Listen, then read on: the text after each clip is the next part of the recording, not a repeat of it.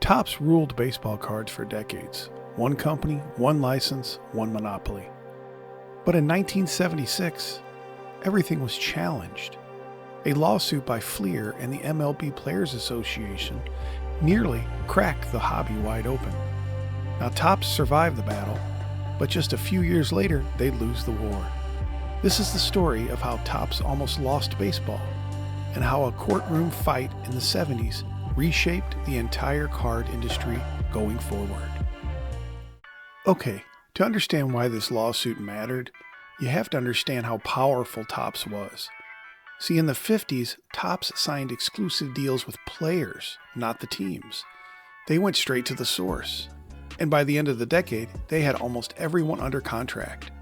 Now, Fleer tried to compete in '63, but Topps shut the door fast. For more than a decade, they were the only game in town. Every rookie card, every pack, all Topps. Now, by the mid-1970s, Fleer was done playing nice. They were boxed out by Topps exclusivity. They couldn't show active players on cards. So in 1975, Fleer teamed up with the MLB Players Association to launch a legal challenge. Their claim? Topps players' contracts were an illegal monopoly under antitrust laws. If they could win this, Topps' stranglehold on baseball cards would be broken for good. In the end, the court sided with Topps. A federal district court ruled that Topps players' contracts were legally valid and didn't violate antitrust laws. The reasoning was straightforward. Topps had signed deals directly with individual players, and Fleer technically had the same opportunity to compete for those rights. Now, this was a devastating loss for Fleer. Their argument that Topps' exclusivity was inherently anti-competitive didn't convince the courts. The courts essentially said, this isn't a monopoly created by force, it's a monopoly created by better contracts. Topps' monopoly remained intact, but the lawsuit had done something Topps probably didn't expect. It exposed just how much control they held over the entire baseball card market.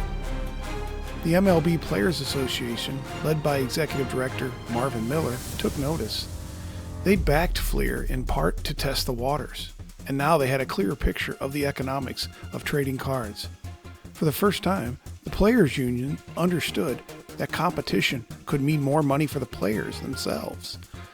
If multiple companies were allowed in, player image rights could suddenly become a valuable bargaining chip. And the lawsuit that Fleer brought on did open eyes. A few years later, Topps faced a different kind of challenge. In 1980, Fleer filed an antitrust lawsuit against Topps, arguing that Topps' exclusive player contracts gave them an unfair monopoly over the baseball card market. The court initially ruled in Topps' favor, but Fleer appealed the decision. In '81, the appeals court reversed the ruling, ending Topps' exclusive control and opening the door for other companies to produce licensed baseball cards. And in an interesting twist, later that year the ruling was once again overturned. But at that time, Donruss and Fleer had already began contract negotiations with the Players Association, and the so-called monopoly was no more. In 1981, it finally happened. Fleer and Donruss released their own sets, ending Topps' monopoly once and for all. The modern era of baseball cards had begun. It took a lawsuit, years of pressure, and a federal ruling, but the hobby would never be the same again. So next time you rip open a pack of Fleer or Donruss, remember, it all started in a courtroom in 1976, when Topps nearly lost it all. If you love these stories, make sure to subscribe and like. We've got plenty more hobby history on the way as we go beyond the cardboard.